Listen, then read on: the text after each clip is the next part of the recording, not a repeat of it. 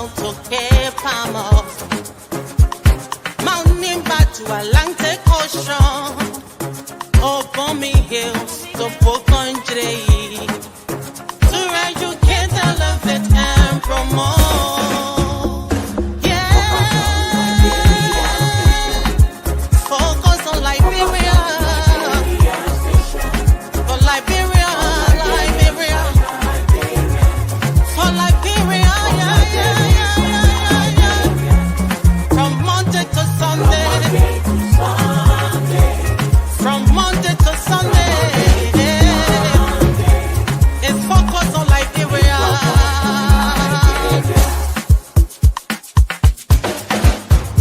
Talk about home affairs,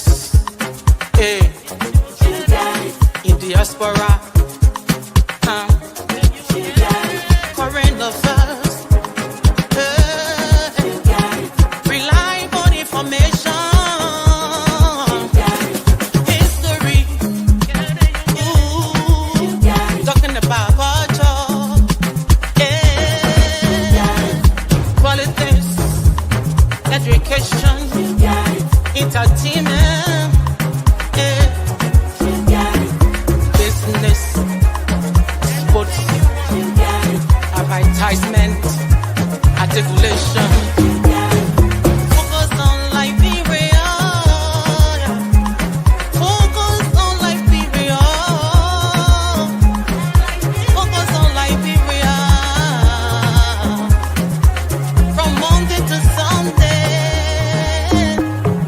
At Focus on Liberia, we discuss everything Liberia, from education to politics, arts and culture, entertainment, agriculture, history, religion, family, and technology.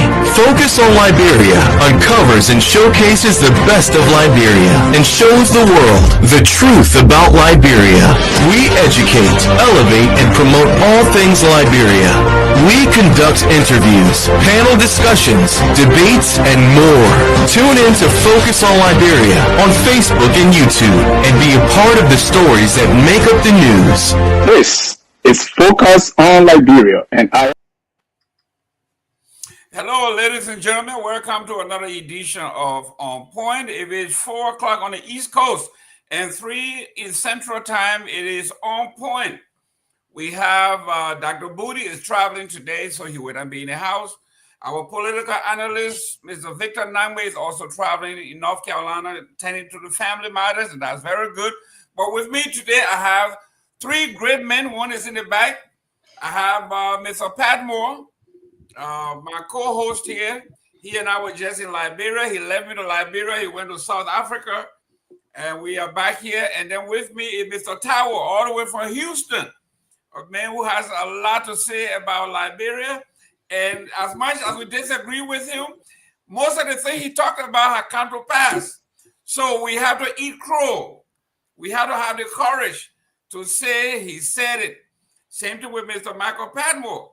He said it here. He said, if the guys who are coming to power don't maintain what Mr. Weir has done, it would be worse. So here we are. These guys are the soothsayers of politics.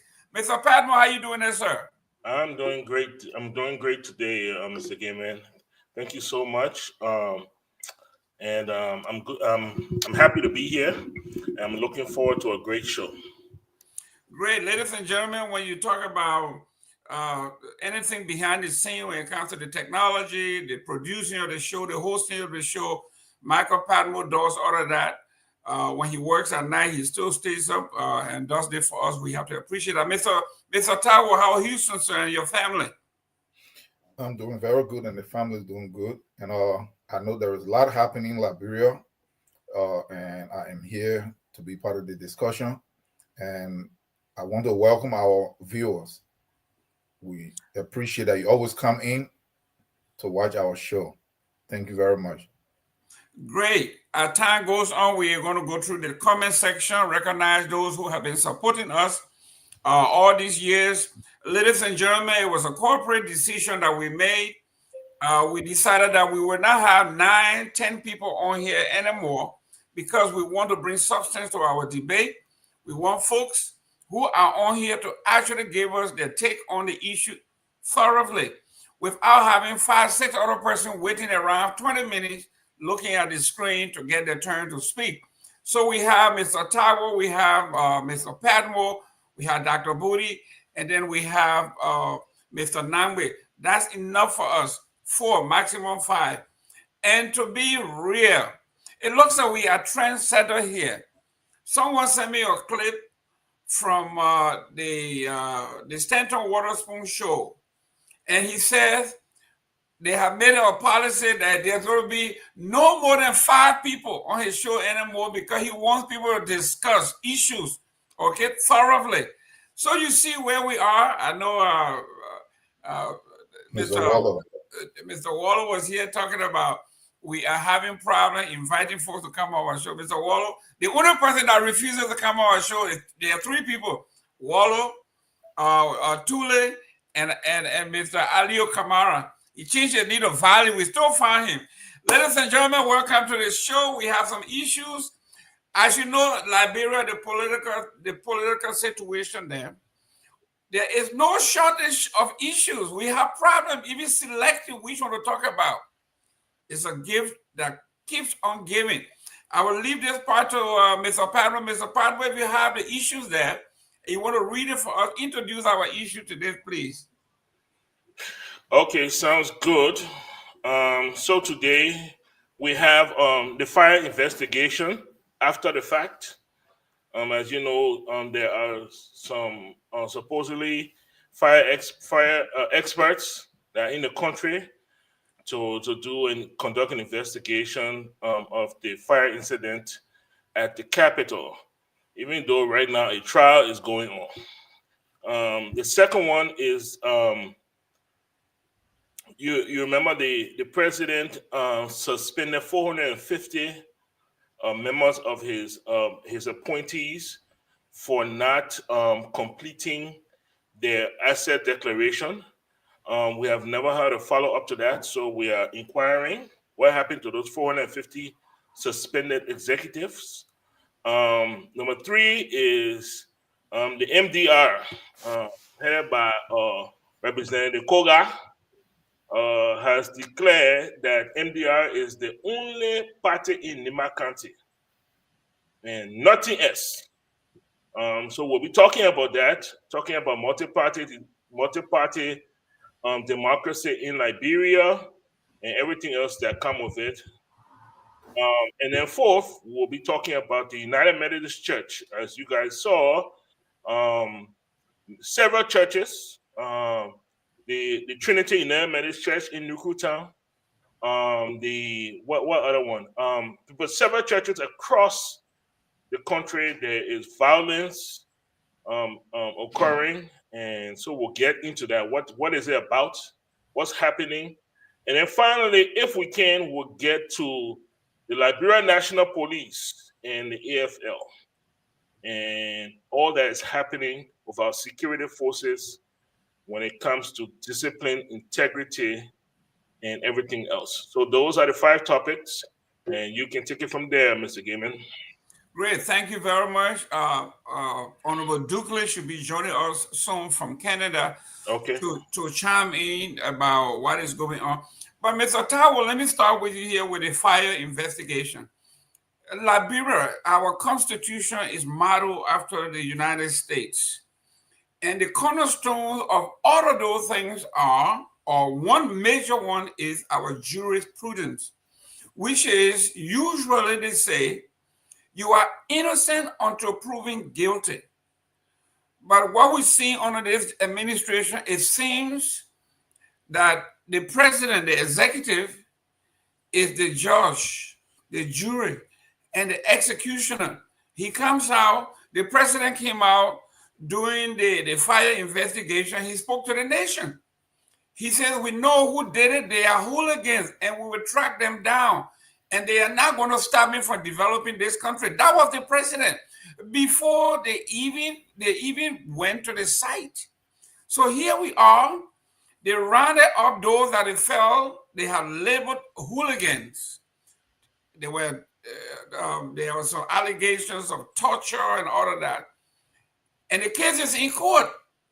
In fact, 2 days ago, one of the court, I think it was criminal court C, denied one of the suspects' motion to squash some of the evidence that was criminally, according to him, acquired. So now Joseph Boyka, the executive now brought in an investigative team from the United States, and I was surprised. He didn't say that they are independent. He said they came in to buttress our charges, Mr. Tao. Okay. Thanks, Mr. Gaiman. For me, this is similar to the alleged or the missing money or continuance of money. And this is a dependency syndrome. And the reason that Liberia governments are able to do these things is because, remember that when we were growing up in Liberia, we heard about this so-called international community, but it was not internalized in Liberia like the way it happened under Ellen.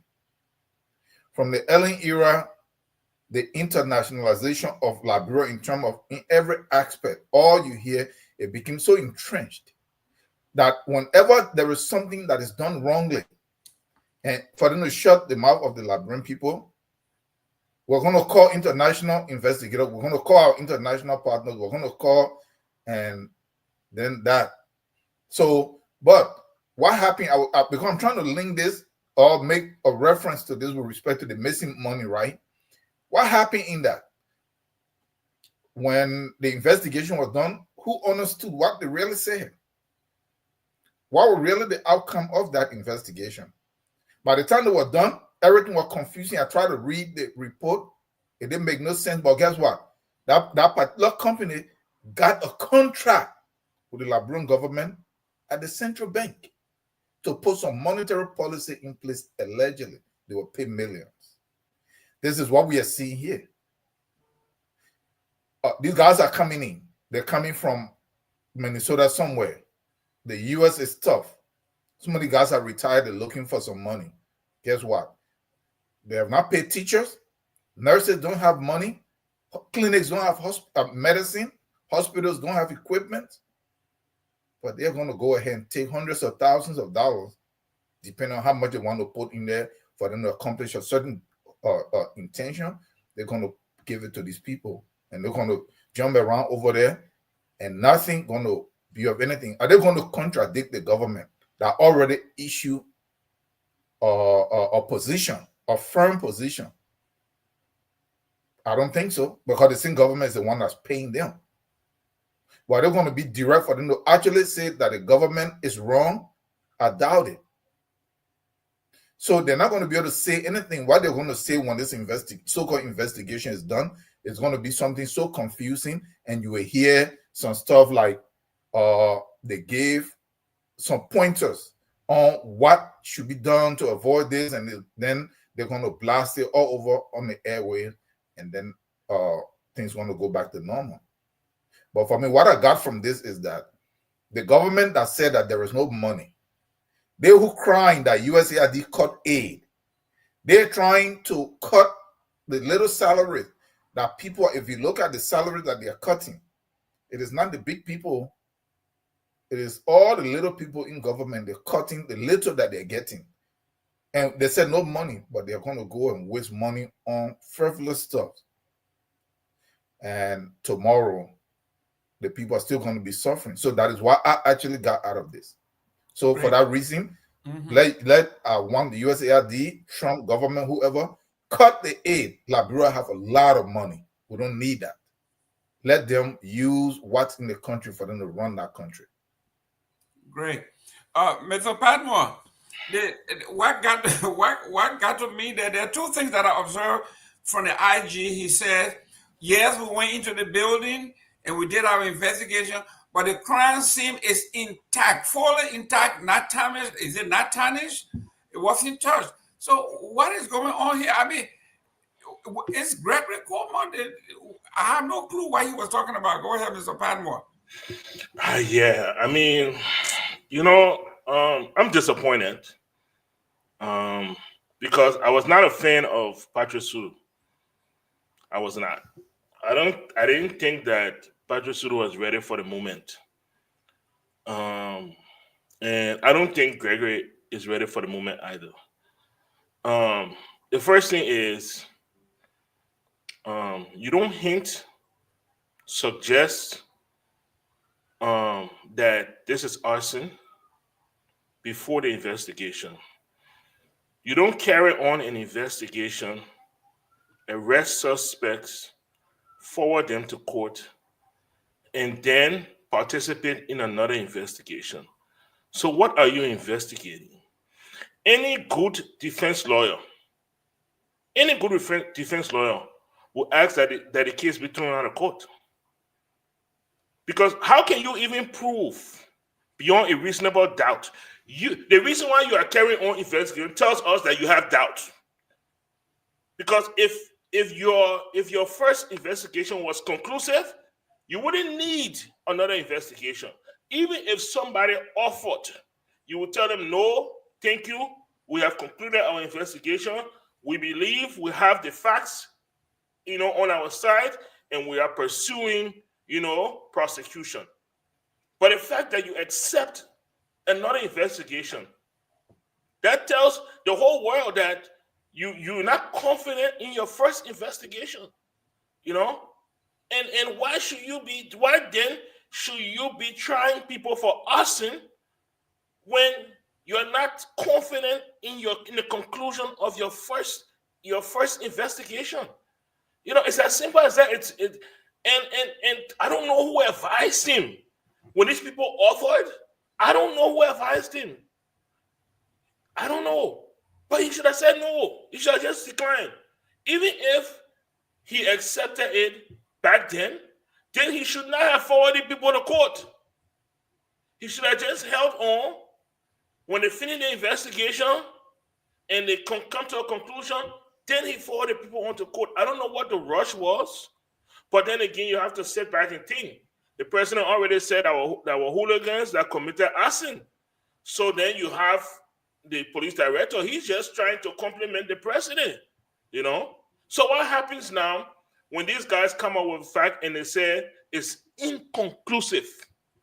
The defense lawyer is going to take that report from these guys and carry it to court and say, look, this is what the professionals from the U.S. concluded. They could not say that it was arson. So why are we here? No jury is going to find anybody guilty when you have an investigation invited by the police, conducted by international experts, saying that it is inconclusive. So what's going to happen? Those people are the case is going to be dismissed. Those people are going to walk out of court, and then it will come down to the main thing. How will fix the billing? And I play the money with the air. And that's what all these people want. They just want they want to get past this and get to the real deal, which is the money to fix the billing. And we still, after how many years, we still are renovating the executive mansion. This will be the second one. Well, Mr. Padmore, before you go there, let me mention this. The folks have said that Gregory Coleman is saying that the building was not touched, the crime scene was not compromised, but the legislative, we have video. Yeah, but the legislative body came out 24 after the fire came out with a preliminary budget $1.8 million. How did they come up with that figure? Mr. Gaiman, we have video of the people, news reporters, legislative staff, police people, all of them trampling the crime scene from place to place, showing video, cell phone, everything, showing everything. What are you talking about? The place not touched? The building, the top of the building is open. When rain comes, it rains inside. What are they talking about? I mean, that's what I mean when I say I'm disappointed. Because I expect Gregory to know better than this. The place was not secured. That place has not been secured. Anybody who has access to that Capitol building can walk over there any day. Or people who had offices close by were allowed to go in there, retrieve things from there, to go to their new place that they could work. All kind of things happening over there, man. I don't understand how they can do this. They should not have. They have compromised their case. They have compromised their case. Mr. Tower, you close on this. Can I say something? Yeah. I want you to close on this, but the investigation that the IG said he's doing, he was specifically asked, will this investigation be independent? He said no.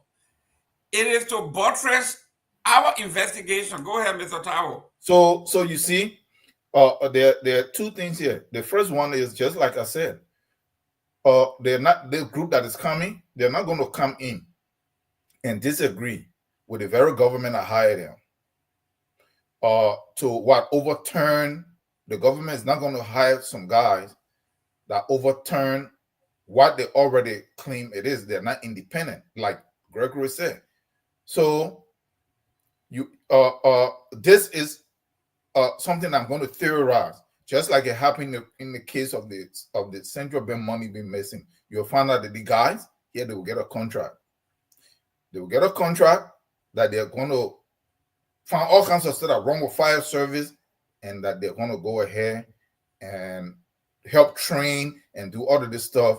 And I want to believe they're going to pump a lot of money in there. They're not going to be for them just they alone, but it's going to be moved out of that country and it's going to be shared. Just like, let me see, what was it? It was Central Bank. Dancor. Mm-hmm. They said, oh, look, Liberia airport does not meet security. All the stuff, you can't travel here. And I was telling my friend, I said, you see what's happening there? The moment they said that, they got a $10 million contract for them to beef up security. Why did they put over there something that you can buy for maybe less than $1 million? That little machine that you put the stuff through. So it is all of these things, and you think all that money just went no. That's how money is laundered out of the country.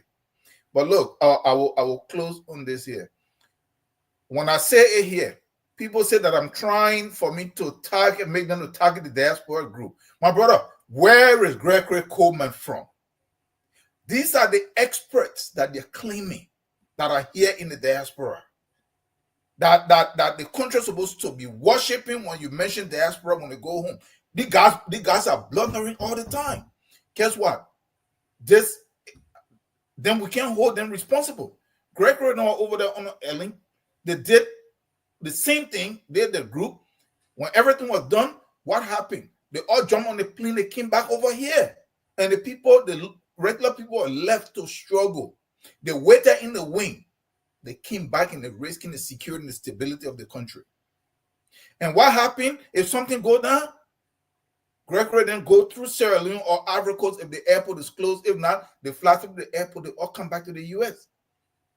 And people are saying that we can't call them out. They say, oh, yeah, we are the experts. We are in the U.S. We know better. We live in a decent society. But look at the output of these guys when they go to Liberia. They have no vision.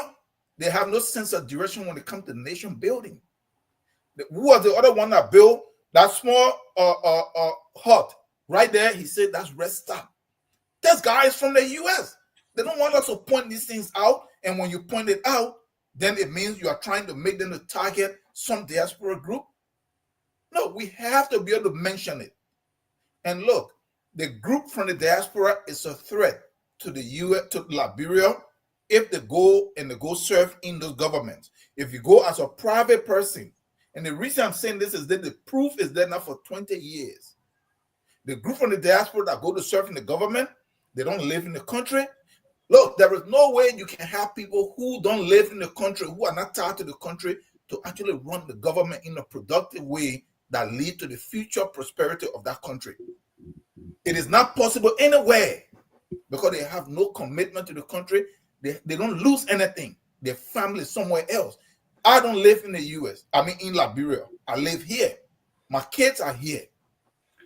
If I go to Liberia, can I ask you a question? Yeah. So the politicians that so-called live in the country, where are their families? Okay. So look at what happened here. Look at what the issue is. Look. Be honest. Look at the last 20 years. Yeah. look at the makeup of the government, the people that are actually the policy makers. The group came from the US. So if the largest influence in all the government from Ellen straight to now came from the US, critical areas. Now, if we say that we come from here and we are seeing good better and we know how it's done, we're supposed to lead by an example that the people in there will follow. Because this is why I don't want us to get caught up into that, oh, we are doing it because the other people are doing it. That is the argument that I keep getting. But until we can hold each other, look at what happened here. We have no control over the people that are in Liberia. We have control over the people that are here because we're all here. So if they leave from here and they go over and misbehave and jeopardize the stability of the country and the economy of the country, we're supposed to be to call them out here. And to some extent, Brother Nangwe is the head of EULA. That's a big organization. Brother Nangwe is not the head of EULA. Brother Nangwe is not the head of EULA. His second half is the vice president. But he's in a critical area. Let us make this a policy. Vice president? I don't think so. But listen now. Yeah, his wife is. Yes. His wife let is. us make that position. Okay, he connected to EULA. Yes, all of us are connected to some liberal organization or community in this place. Let us push that and make that a policy or a nationwide policy that we don't mind people that are capable of going to Liberia from here to work in the government and help move the country forward. But if you go over there and you do things that will destabilize the country, that will harm it. If you come back here, we are going to push that you get some kind of you are reprimanded, you get some kind of penalty or punishment. When they become real, what happens is that people will not just jump up any Tom, Dick, and Harris. Will not just jump up and go over there, run around the place, and then they jump up and they come back and be posting on Facebook. That's my point. Excellent. Okay. Excellent. Let's go to number 2 here. Are you ready for Mr. Ducle? Yes, please. Are you ready for him? Yes. Okay. It's timely because when we go to number 2, I would like for him to chime in on it. There we go. Welcome, Mr. Ducle. Thank you, Mr. Gaiman. It's a pleasure to be here. How is Canada today, the 51st state? Good luck with that. Good luck with that, Mr. Gaiman. We try. It's warming up. Very well. You're in Vancouver, right? No, I'm in Winnipeg. Oh, you're Winnipeg. Okay. Right next door to Minneapolis. Oh, okay. So you're Viking. We are fighting our borders, just so you know. That's listen, right. Man. Listen, Mr. Padmo, you have to call Trump so they can send more soldiers and the army over to your place. Make sure Mr. Wakaduke doesn't come across the border. You got to make sure. Welcome to the show, Mr. Ducle. Thank you, Mr. Gaiman. We have been talking about issues in Liberia as usual. Today we've been talking about a fire situation on the ground. We found out that there's a big headline in Liberia that the IG has brought in a fire department. I think the gentleman, they came from either Rhode Island or Minnesota. Minnesota. They're from Brooklyn Park, Minnesota. Okay, they're from Brooklyn Park, Minnesota. Originally, Liberia. But they live in Texas now. They're retired and live in Texas. Okay, so they are now going to Liberia to investigate the fire situation at the Capitol. But the question here is, if you guys have accused people, arrested people, the cases in court, people on trial, how then do you bring someone to investigate? And then when the news people ask the IG, is this an independent investigation? He said, no, this is an investigation to buttress our charges against these guys. Something that we never heard of before. Something like doing everything backward, because usually you do the investigation and the investigation leads. For instance, when a fire happened in California and several homes were burned, Joe Biden addressed the nation. He said, remain calm, remain focused. Our professionals are on this. And wherever the investigation leads us, we will follow. If there's criminality involved, we will persecute. And when you juxtapose those two, where Joseph Walker said, we know who did it, they are hooligans, and we're going to arrest them. Your take on this, so we'll move on to the next one. Okay, he's frozen. Okay. Yeah, I know Winnipeg is very cold, so he's frozen there. You can go out and come back in if your technology is giving you a hard time. But let's go to number 2 here, Mr. Tao. The president came out. These people are very good at coming up with these loud headlines. To me, I know this to be nothing but distractions. When they come out and they say, we are suspending 450 executives from the executive now. We talk about ministers, assistant minister, deputy minister, CEOs, director of autonomous agency, 450 across the board for not declaring their asset. People wonder, any company that dissolve or suspend its entire management staff, that company will fall. Mr. Otawa, your take on this? What happened to these people, and what is the role, or what should be the role of the folks they call LACC? Yeah. So I follow that, and I listened to a couple of other shows on FOL here, and there was one person that was very firm on it, because other people started saying, that the president, we have to give it to him and all this stuff, and because Liberia of the how to call it, the expectation and the bar is so low, so anything he does, if something, and so people try to pass it like that, but the president is operating from a position of weakness when it comes to this.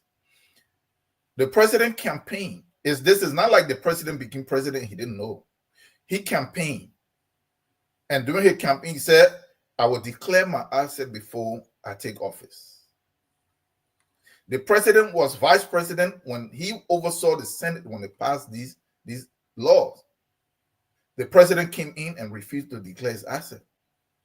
People want to say declare later. No, it's a violation. So the president already violated. That is why the president could not hold anybody responsible, and he still cannot do it now. You see, everything that you are hearing is just a front from me, from my observation. If the president suspended 450 people at all these different top levels that they're mentioning, how are the government still running? So the government is still running because it was just some statements that he issued with no intention to even enforce it, because the president says in violation of this very thing. So that is why you see the government still running. Nobody bother, and the president is not going to bother because he knows something, that the Liberian people probably busy with other things. There is hardship that is there and all of this stuff. So he just issued that statement, and then what? After maybe a week or two, people forget about it. Nobody will declare anything. In the first, the whole asset declaration stuff for me, Liberia is not even set up to be able to do that. Why it sounds like a good idea? My brother, you yourself, you run your organization, you know about asset declaration. That's one of your area in terms of how they declare these assets. Who verify them? To even say that there is proof that what this person is declaring that is actually verifiable, that it exists or that doesn't exist. So look at how low the bar is for it, and he still cannot do it. So for me, no, I don't think the president really meant anything from that. That is why nobody bothered. I saw a few people that started to post that they declared an asset this morning. How in the world did you just declare so early? I mean, within a couple of hours or within a day. So that you already have the paper written and you're just waiting. And if they declare, where is the publication? It has not been made public out to the people. So no, the president is operating from a position of weakness. He himself is in question, he's in violation of this very stuff right here. It's just for show.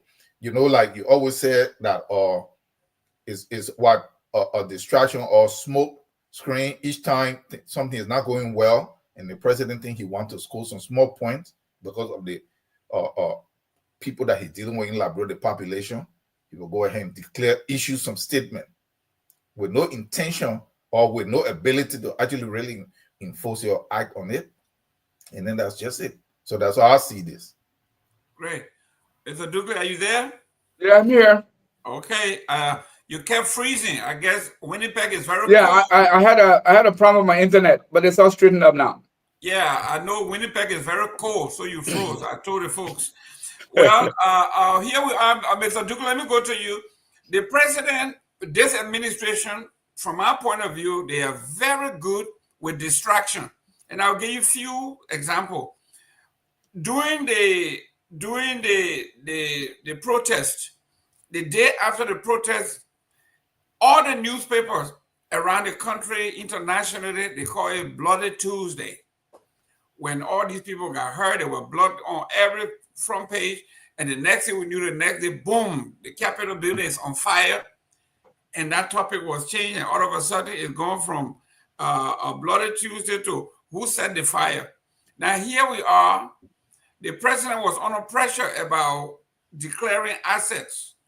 The president came out, gave the big, spoke to, was here a news conference, that 450 of his top executives, ministers, deputy ministers, assistant minister, director of autonomous agency, they were all suspended because they didn't declare the asset. The question is, how is this possible? If you have a corporation that suspends its entire leadership, that corporation will collapse. Now, since they've been suspended over a month, what's going on? Mr. Dukley, you maybe you got some insight. Mr. Gaiman, this is one of the puzzles that some of us have not been able to really put in place. I earlier listened keenly when Brother Tower was talking about the IG, but you have to look at the totality of what we are up against here, which is the national government of Joseph Nimba Boakai. When we speak, sometimes people who are partisans allow their partisanship to overshadow their rational judgments. And I think on this platform, some of us are here as patriots and patriots only. And so for whatever we say on this platform, it's meant for good, for the Republic, for our mother's land. So with that said, Mr. Gaiman, you have to remember, this is a man who, cumulatively speaking, have had more than 50 years, close to 50 years experience in government. And so, we don't expect, in my opinion, I consider these to be rudimentary. I mean, these are things that I would expect from a government of South Sudan, being a new country, haven't had much of an experience in terms of governing themselves. And for someone with the caliber and experience and know-how of how government functions, first of all, as the analogy you were using a corporate analogy. First of all, in a corporate world, if you do not meet the requirement, you don't get hired, even if you are the most qualified. So if you provide your resume, you provide everything, and you did not provide a criminal record check, you won't get a job no matter who you are. It's a matter of principle, and it's a matter of the way things are done properly. But unfortunately, over the years, since the cessation of hostility in our country, we've come to see that people have now come to, internalize the status quo as the way of doing things when we know that is not the way. But again, I go back to my initial, argument that I made on this platform. All of this fiasco, all of this, governance fiasco you see happening right now, the roadmap, the stage for this was laid by Ellen Johnson Sirleaf, because we falsely believe that she does have the international exposure, she does have the contact, she's going to make Liberia great. And we all saw that her 12 years was nothing more than entrenching this bad governance in place. And Joseph Boakai is only following that roadmap. So for Joseph Boakai to come and say a little over a year later to say, I'm suspending these people because they did not declare the acts, even he himself did not fully declare his acts as is required by the law, LACC laws. So the president is the one who set the tone and the rest of the government follows. But he has not been able to be the pragmatics that we know we thought he would be to lead this government. You see, it was very easy to really distinguish his government from that of George Weah, because for me, the fact that George Weah became president speaks to the deteriorating nature of our governance system. Now, it happened. What is distinguishing this government from George Weah's government? I think, in retrospect, thinking about it now, I think George Weah was much better. He did much better, taking into account, the kind of people he had around him, and even he himself as an individual. Joseph Walker has failed miserably. So all of the things you talk about, especially when Brother Tao was talking about, people living from the diaspora to go and work in Liberia with their families here. Look, we are humans. And because we are humans, you have to take into account the way we live here. The way we live here, everything is accounted for. And I mean everything. Your house, your rent, your children's school, your children's recreation. So, look, people go to Liberia to enrich themselves and come back to the United States and wherever they came from. That is an intention. Trust me. People who mean well, you don't have to look for them. You can just see it. And there are multiple examples where people with well-defined characters in the United States who went to Liberia, and they became the complete opposite of what we knew of them here in the diaspora. So Gregory Comer has been there before during Ellen time. Why in the world bring back Gregory Comer when he has a track record of failure? I mean, what was Joseph Walker thinking? Isn't there any other person who is qualified to have held that position other than Gregory Comer? And Mr. Gaiman, initially when I read the report about the fire investigation, initially I thought these were, some independent bodies, that were contracted by the government through some bilateral means, and that until later on, when I followed up the story and found that these were actually Liberians who have been into fire service, they retire, etc. But it's almost like you shoot before you ask. That's exactly what they're doing here. I mean, what is the need?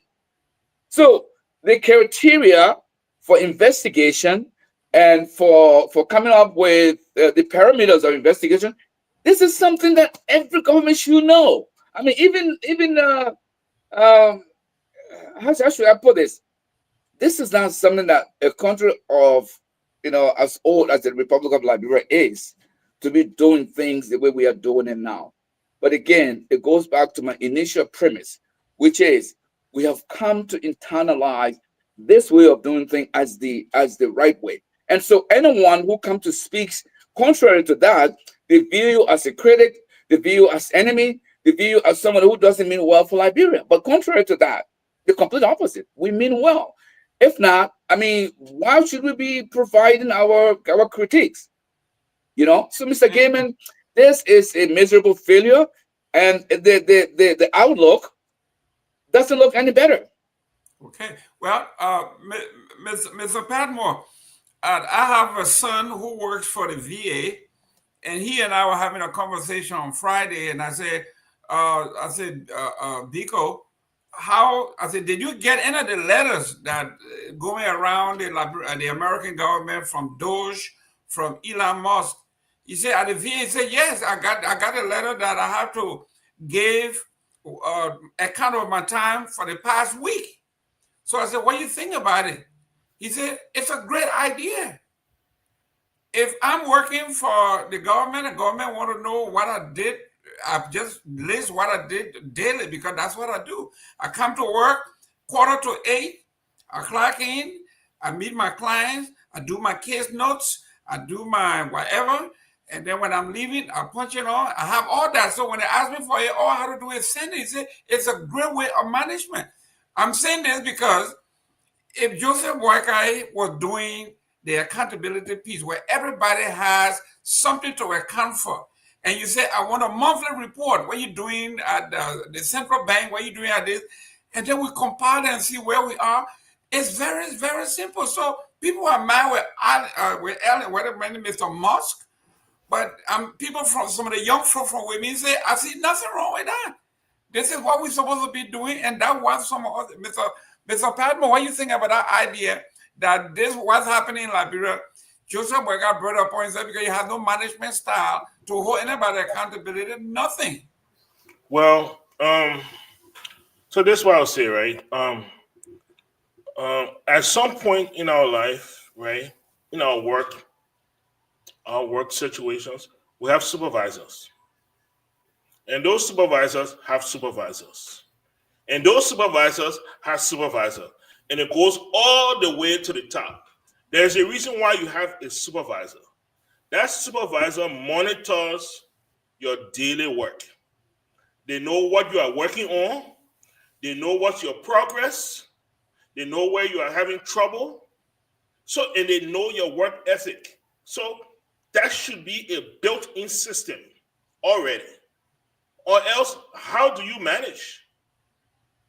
You know, that should just be a normal built-in system. That's why you have supervisors. If you have a supervisor who doesn't know what you did, the 5 things you did last week, that supervisor needs to be fired. It shouldn't even be Moss coming to find out what it is. Moss should have just turned to the supervisor and be like, what did your employee do for the last 5 days? What am I saying? It should be the same process in Liberia. Okay? Every in a hierarchy, every staff should have a supervisor. And that supervisor should know exactly what is happening.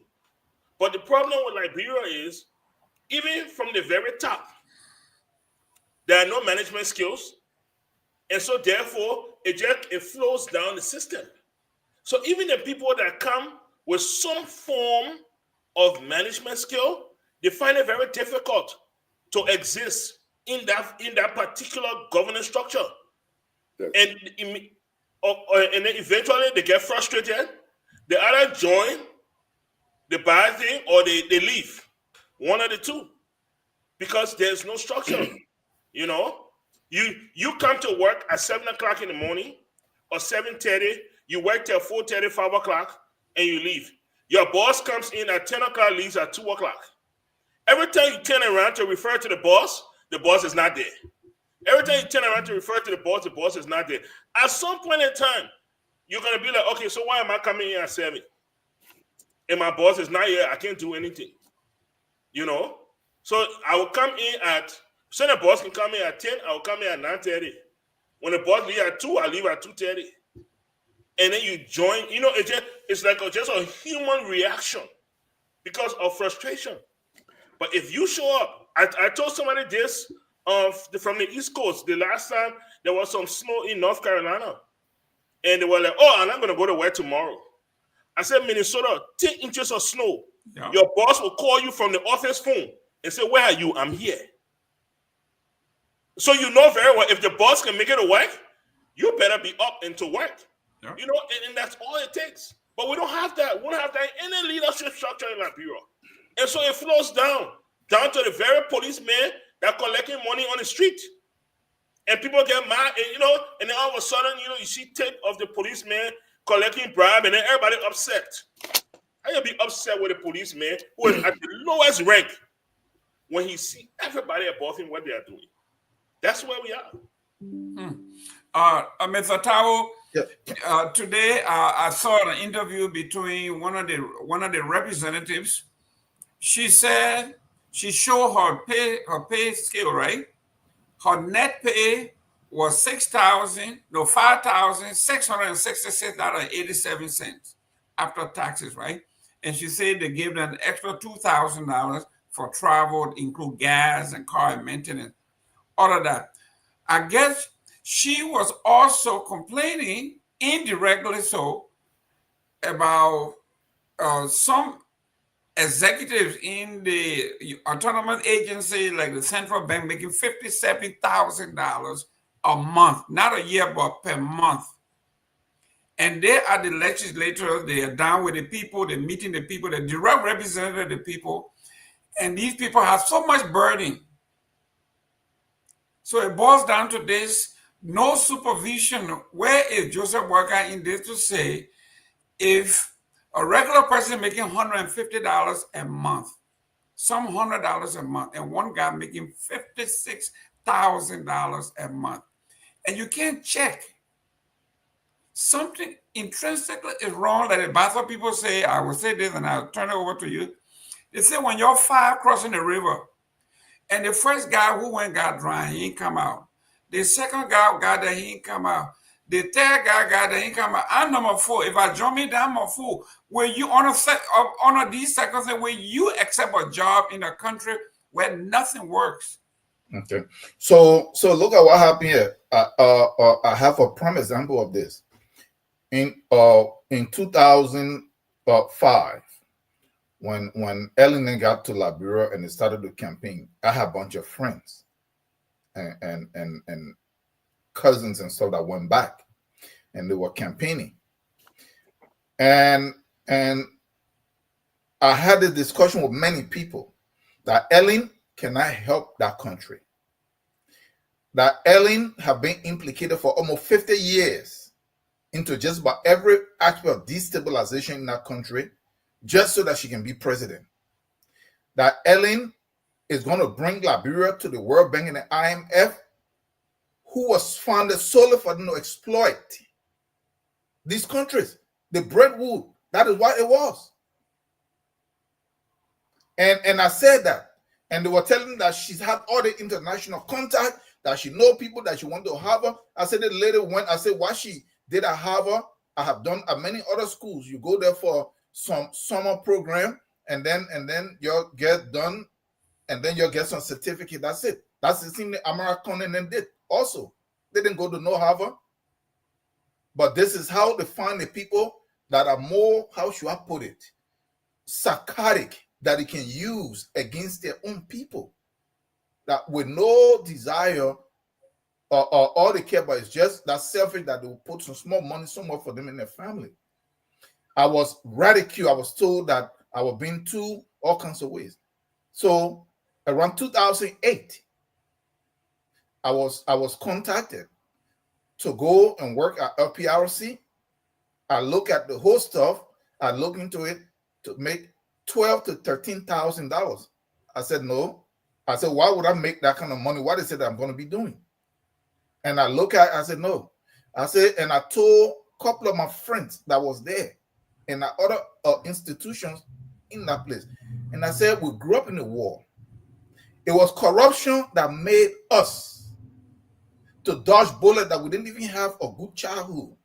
We're in one displaced camp and then end up in refugee camps in Ivory Coast, Ghana, Guinea, all over the place. How can we go and want to lead this? I was when I got off the phone with them, they told my cousin, oh, okay, he's trying to be the same person, trying to be a holy person. He better come here and get his own. I went to Liberia in 2012. I went to those agencies. I met with some of them.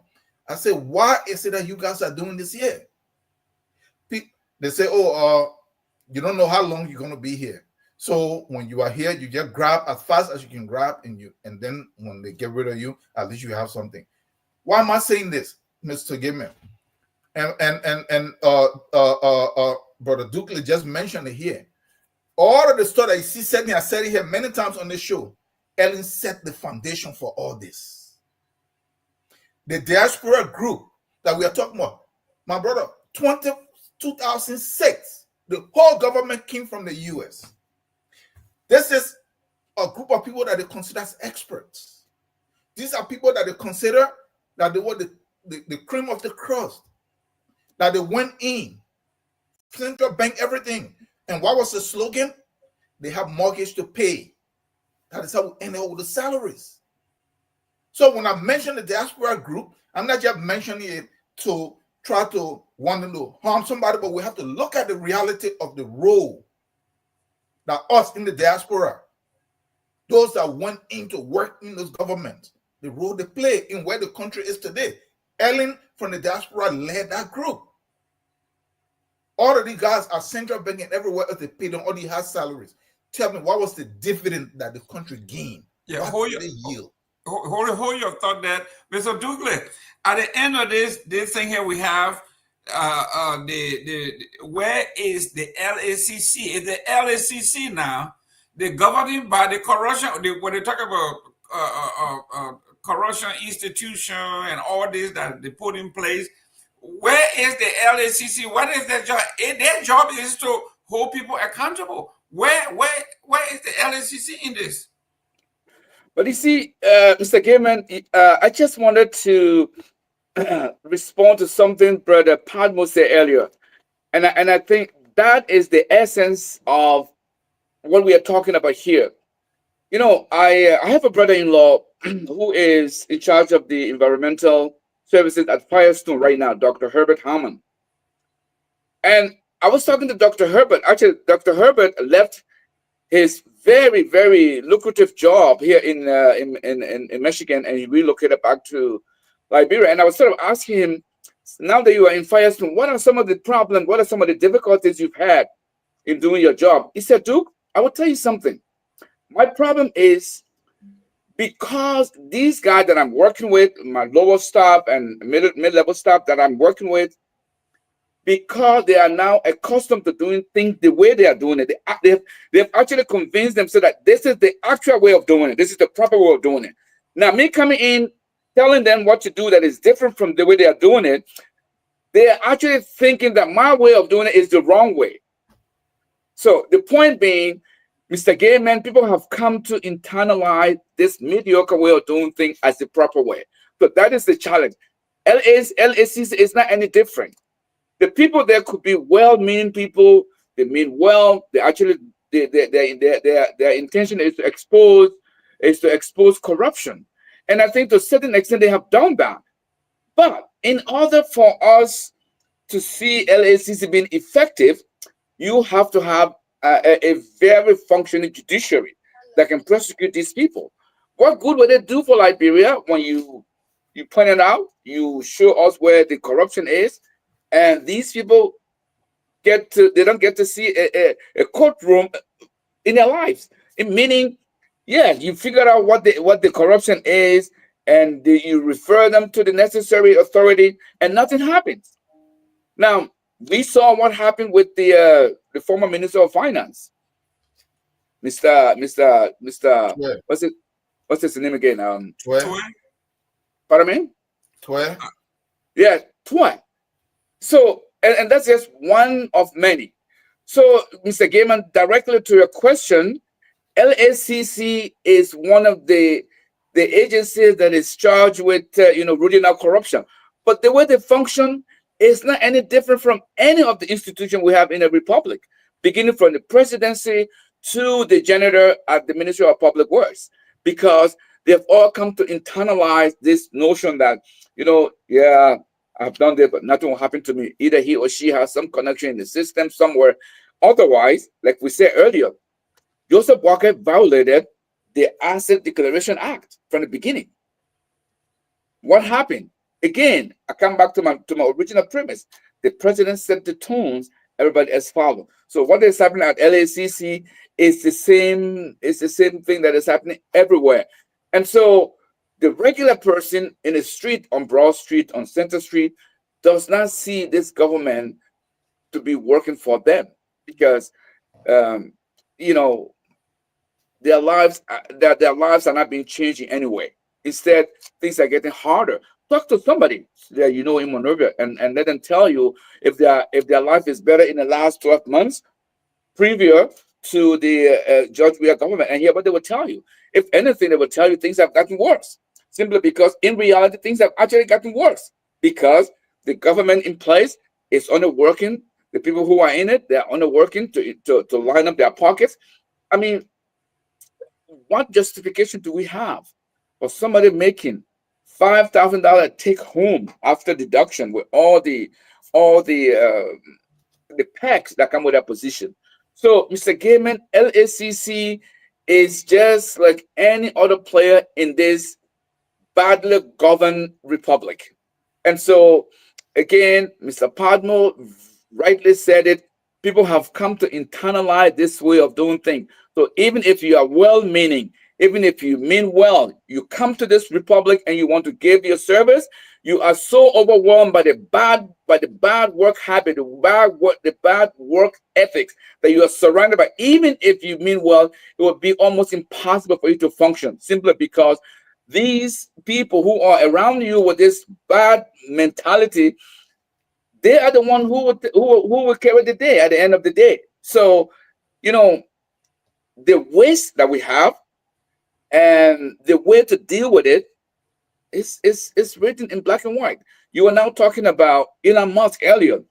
Now, Elon Musk, as some of the people or some of the disagreement people will have, is in the process. Meaning, you need to get the Congress involved, because Bill Clinton did this in the 80s. Bill Clinton reduced the federal workforce, but the way Bill Clinton went about it, you never heard all the things you're hearing now, simply because Bill Clinton went through the Congress and it was effected the way it should have been. Now, we can differ on the method and the processes. At the end of the day, you have an objective to meet. Is it going to meet this objective? That's a different matter. But for us, in our case, Mr. Gaiman, the waste that we have in our institutions and the bad governing attitude that we have adopted over the years, if only we can put all of that in place, let me tell you, this corruption issue can be significantly reduced. But you need a determined leader. You need a leader who means what they say. Hold your thought there. Mr. Padmo, I want you to please flag the last statement from Kafumba Soare. Let's deal with that real quick before we move to the next subject. Mr. Soare is saying here, we should not plagiarize Elon. Let's try to be creative with our own ideas. I want you to flag that, because I want Mr. Soare to understand something here. I have been into management in this country for the past 25 years, top level management. There's something called best practice.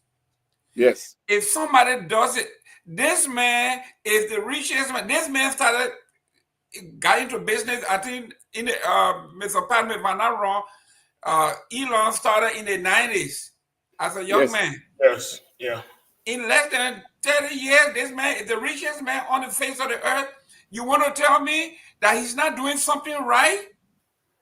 There's something called best practice. I am here. Mr. Padman works in the medical field as a nurse. Every day when he leaves work, he does his case note, he does his report. All the medical things that he have done need to be lined up. And not only that, but when he's teaching the shift, the next nurse that is taking over kind of like 15, 20 minutes earlier, and the debrief, he said, this is what's going with patient number A, this is what patient number B, this is what I done, this is what I... Then he turn over and leave. That is best practice. So for Mr. Moss to come and say, guys, this is what you want to do. I want to see what you do. Mr. Padmo addressed that. This man really doesn't understand what we're talking about. We're talking about best practice in management. No, obviously, Kafuma, he doesn't understand. I mean, like I said before, everywhere in my work life, I've experienced the same thing.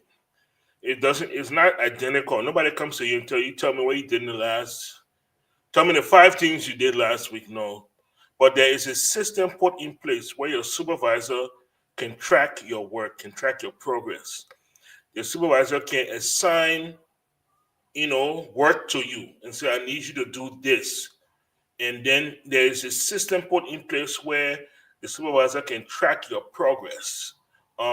So it's not about writing an email.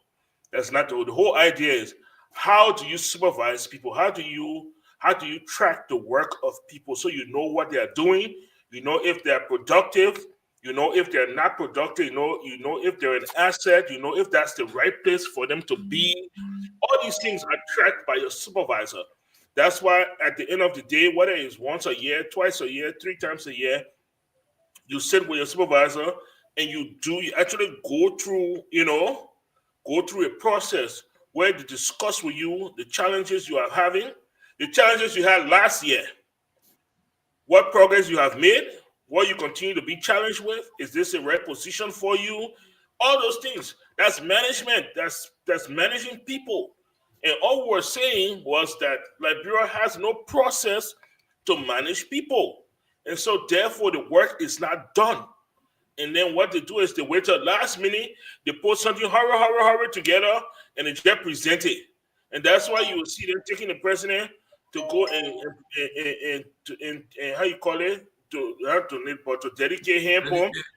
Yeah, because there's no process to anything. So when they send out the whole week, they say, oh, the president go nowhere the whole week go. They say, oh, but so and so person dedicating him home. Let's get the president there. They ain't go dedicate that one.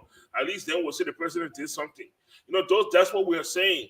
The president should be managing his immediate executives, his minister of state for presidential affairs, his minister of state with a portfolio, his presidential press secretary, his chief of staff. All those people, he should be managing them. He should be, I give you this assignment. Come back to me with a report. I give you this one. Come back with me with a report. We suspended 450 executives.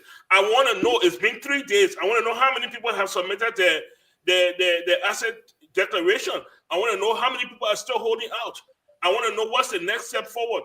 That's what you should be doing. Because if you put that pressure on your immediate people, guess what? They will put the pressure on the next group, and it will come down the road. And then before you know what? You will see the president taking steps. He wouldn't have had to threaten people 3-4 times with asset declaration before he suspend them. He would have known what was going on in the country. Good. Mr. Padmo, can you flag Mr. Clarence Pearson's statement that let's address it and then move on? There you go. He says, sadly, a lot of our officials don't grow into supervisory levels, onto managerial, then into administrative roles. A lot of the top government officials just get a water position because of their political family and alignment. Nobody could have said that better. Mr. Tawo, can you move that, please? In America here, my style, I like promotion from within. Okay, I usually move people up, people who have stayed with me for a very long time, that understand how the system works. Basically, they have gone through the processes. So I like to employ from within. I think Dr. Pearson is saying the same thing. We don't do that process, right? Where the person come in from supervisor to this, then you go into administration, but then you have actually learned the process, the working ethic, the tenets of the corporation. You learn everything. But Dukley become president today. The next thing is, okay, Mr. Gamer, you donated $10,000 to my campaign. What you want? Then I look at it, my man sent me to EPA, knowing that I have no idea what EPA, but because they were the money is. Mr. Tower addressed Mr. Clarence where he said that we don't have a process of moving our people from point A to point B. Yeah, remember I pointed this out, and this is embedded in the kind of political system that we have. I said it here. If you look at the leadership from an African perspective, cultural and traditional, the people who become leaders, who become the head of different areas, they're cultivated through the process like what he just wrote here. But the kind of system that we have is based on popularity. If you take out popularity, a lot of people that run for this position, whether it's representing as senators or president, they won't be able to run. They say Boaka been in government for 50 years, but nobody can really point out his achievement or what he's done. I know people that know him personally that he has always been corrupt. My uncle know him personally. They work together through that stuff and NRC and due mason and all of this stuff that he has always been corrupt. That is all he has always produced. So we don't look at those things. Not to go further back, but if we're doing things through cultivation to prove something, Joshua won't be president. Yeah, he played football. He was a very good football player, and I really like him for how he ran things in terms of like, he's a people person. But he had no qualification, he was not cultivated. But what? It was popularity. So it's the same thing. So I keep saying we have to be able to adapt a different political system that's able to cultivate people and then bring these people in. So we are running on the same system. But look, let me just make a point here. You see, people are misunderstanding, I think, what Musk is doing in terms of then saying send out email, 5 things she did. I don't think the intention here behind that, if you look, is that they are saying that there are a lot of ghost workers And so that email was to say, okay, who are these real people? Let them respond. And then when you respond, then the investigation starts for them to see if the people actually exist. That is actually that is the notion behind, because they're trying to shrink the government. And they say, now if you didn't respond, then you are fired. So somebody who think that they're actually existing, that don't want to lose their job, will respond. And that is the whole thing behind that email. Okay. But look at Mr. Dugley, in this whole process here, you say LSCC has been weakened, or it's the same. It operates like this. But let us put this in context and let us look at the foundation of it. When the war was over and Ellen and her group went to Liberia, everything was at zero, just like Rwanda. The opportunity was there for them to set, because we say that, oh, this thing is entrenched. The entrenchment started from right there. What happened to GSC? When through the Europeans, when they were forced for them to set that up. When Malu was coming up with this thing that was close to Ellen and her children, what did she do? She killed it. So what happened here is that the president put these things in place and then weakened it. But in order for these things to work, they have to be given support. They have to be left for them to run. And if they issue something, they have to act on it.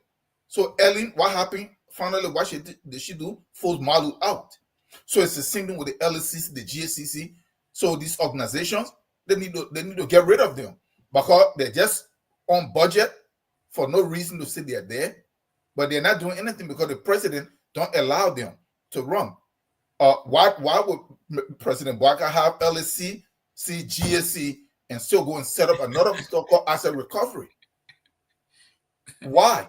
But Brother Taiwo, you've just made my point. Yeah, that's essentially what I'm saying. What is the good? What good is it? You have LACC that is legally charged with doing exactly what the president is now trying to do with this second, whatever it is that he's trying to set up. Asset recovery. I said that's actually my point. Yeah. And I think what Dr. Pearson described there, that is the normal way how people run corporation. That's how people run government. You know, somebody who has been in look. I'm partially in the academia, where the head of the department, we know he is in charge of the entire department. He decides what happens, and he sends a memo. The memo goes down through the chain of command, and the next thing you look, whatever is in that memo has been executed. Very plain and simple, straightforward. Now, what Dr. Pearson described there, that's what Brother Gamer just described there. Best practice. It's as simple as that. You stay in the department, you have acquired a lot of working experience of that department. If there's a promotion that is coming up, the only logical thing to do is to bring the person who is best suited, because he or she has a lot of familiarity of that area. He or she has done some work in that area. It's only best for that department if that individual occupies that position. But again, what we have in Liberia is more of a patronage, who know you, not what you know, etc., etc. So, I mean, the best practice is universal, by the way. It's not only limited to one particular, it's universal. And that's why they call it best practice. So these things are administrative practices that is laid out centuries ago. We have just chosen the way we are doing things because it benefits the people who are in charge more so than the proper functioning of our government. And that's what I was saying earlier. These things can be curbed only if you have a determined leader who, like you said earlier, we talk about Joseph Boakai being 40, 50 years of experience in governance. We heard about one gentleman by the name of Marcus Matthew, one by H. Boyman Farmer, etc. Those individuals, their records is well documented. Things they have done, we have seen them, we have heard them, we have experienced them. I'm yet to see anyone or anything tangible that tells me here is what Joseph Boakai has done in his last 50 years of experience in government. I'm yet to see that. Other than people saying he has experience, he has experience. What is the use of experience when you've been given the mantle, you've been given the power to exercise, to put that experience in place? And all we saw is fumble after fumble after fumble, and on we go. So what is the essence of this experience? He said earlier during the campaign, I was like a parked race car. Now you are not parked. You are on the track. What have you done? So far, his performance has been dismal. But again, like I said, this has just given us what to come in the next 3, 4, in the next 5 years, whatever is remaining in his term. So, Mr. Gaiman, it's almost like it feels as if we are going in circle. We've seen this episode before, and we are going to continue seeing it until such time we have a leader who is visionary. We have a leader who is intended on making a drastic change from what we have now. Again, like I said, we put our hope and our aspiration in Madam Ellen for all the Harvard graduate. And by the way, this Harvard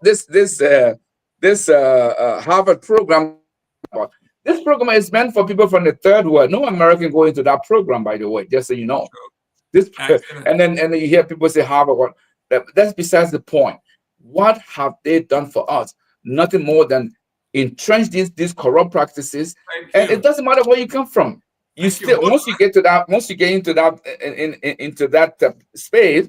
I've had personal experience myself. As a matter of fact, just as a what is it? I just forgotten the term. A disclosure. I have been in a position where I was tapped to serve a government position in the foreign service, and when I met Joseph Walker. He was the vice president at the time. I met Joseph Walker. We had a very lengthy conversation in his office, and when he saw my resume, he said, "Wow, Mr. Ducle, these are the kind of people we're looking for. You speak the language of the region. I think you would be a good representation for Liberia. But what I want you to do, I want you to go to the Senate." At the time, there was a gentleman by the name of Mohammed Masaleh. He was chairman of the Foreign Service Committee at the time. And I got there, sitting there, 2 senators came in. I remember Clayton Watterson came in, and he goes, "Who is this gentleman sitting here, Mr. Masaleh?" He said, "Oh, he just came from the vice president's office, and he's being considered for this position in this country." And in no uncertain terms, Mr. Watterson said, if he doesn't have money to give us, he shouldn't waste our time. Just like that. And at the end of the conversation, I was given a list of what they want from me. At the time, they had BlackBerry, they had all these laptops, and so I came from that meeting, and I called my wife. My wife said, "Listen, Duke, you went to Liberia, you haven't been there for years. Just pack your bag and be on the next plane coming back. They need you more than you need them." What is that? So this thing is nothing new. And so they know it's happening, and they know that it's not the way to do things. And yet they're continuing doing it. So Mr. Padma, with all the good intentions that people come with from here, you cannot, it's just so hard to fight that system. Mr. Gamer, you have had your own experience at the Port Authority. You went through some bad experiences, and there are countless of other Liberians who have had similar misfortunes in Liberia. So you don't even know where to start. So we shouldn't blame LACC. LACC is itself is a victim of this bad and rotten corrupt system we have. Great. Mr. Panmo, I don't know if you have the tip there, but let's segue into this political theatrics that are going on in Nimba County. Election is being held. Election is around the corner. There's a gentleman by the name of Koga. I think he's a representative from Nimba County. He's very famous. He has not done anything in his life. The only thing he's famous for was jumping over Prince Johnson's dead body. That's his claim to fame. He had a press conference today and yesterday announcing his intent to replace Senator Johnson. But he made it clear that he joined the MDR. The MDR elected him on a white ballot. Then his acceptance speech, he's walking around with something on his head. He called his cap and a green thing. He dressed in all green, Nimba County color. And he said, as far as Nimba County is concerned, there's only one political party. And that's the MDR. Anybody who attempt to bring any other party into Nimba. And if you say anything negative, they will track you down and they will do even worse. And anybody who bring any other political party in Nimba, you are basically enemy of the people, against tradition. You want to kill the people tradition. I think you saw that young man, Mr. Koga, jumping Koga. Mr. Padmo, your take on Mr. Koga? Man, Sam Koga is a disgrace, man. I'm sorry. I don't even know the gentleman personally. But as a lawmaker, from what I've observed in the last 1 year, it's disheartening. Our people need to start making better choices about who represents them. This whole, I know that tribal thing or traditional thing, those systems were set up to benefit the people. And now it's almost as if it is being used to enslave the people. For how many years did the Nimba people vote for Prince Johnson because he was considered a godfather? Nobody looked at his productivity. No, it was just that, I'm a godfather, so we'll vote for him. And then any other position in Nimba that you want, you have to go and bow down and kiss the ring. And you will think now, when the Nimba people have an opportunity to free themselves from that, the godfather is dead. You have an opportunity to free yourselves from that one time. And you go and you're sitting there listening to Sam Koga, and instead of asking yourself the question, this man has been representative for L. What has he produced for Nimba County? No, they just, and they all know he's making a play for the senatorial position. Now that he's caused enough chaos in the House of Representatives, everything there is just up in the air. Now he's taking his chaos to the Senate to go and do it there. I just hope our people, wake up to such, because this same guy is not the only person. He's just a person on the stage right now. It's spread all over the country. These lawmakers that come in, they have nothing. They have no plan for the people. They have no structure for the people. They have nothing to offer, and they sit there, they enrich themselves, they throw the pennies down to the people, bidding their hand on here, and when your children die from preventable diseases, then they give you small thing to bury your children. And then you are so grateful. You are so grateful that the man gave you small thing to bury your children. Instead of being angry that this man is in leadership and he could not do what he needed to do to improve your life so that your children wouldn't die. It's disheartening. It's sad. It's disheartening. And, I watched that video once. I couldn't bring myself to watch it a second time because it just angered me. It surely angered me. And I just hope it angers more people in Liberia. Great.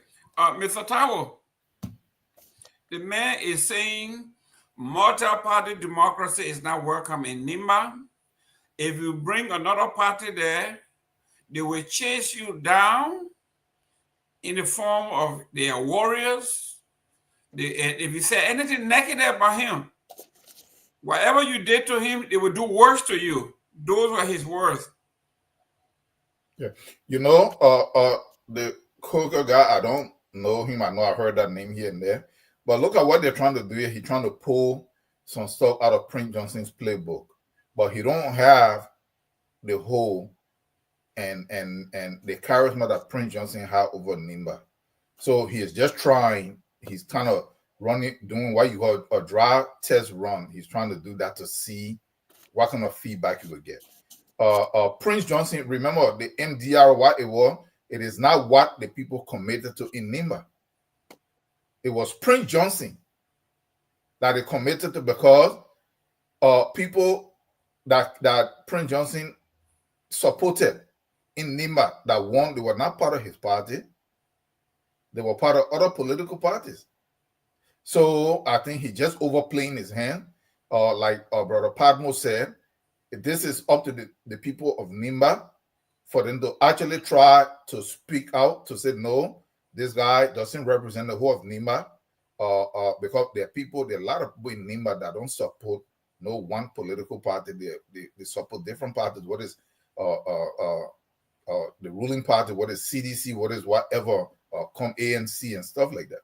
So he's just trying to dabble into a place that he has no clout, and he's trying to test the water to see what kind of reaction he will get. That is all that I see in this. Yes, what he said in terms of would do something to you, it don't mean is the whole Nimba he could put together some thugs and they can go and cause some harm.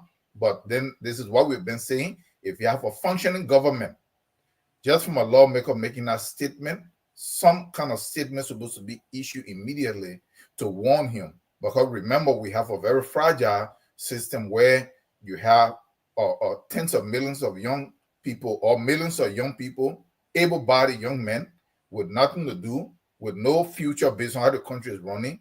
They're frustrated. They're waiting to be recruited.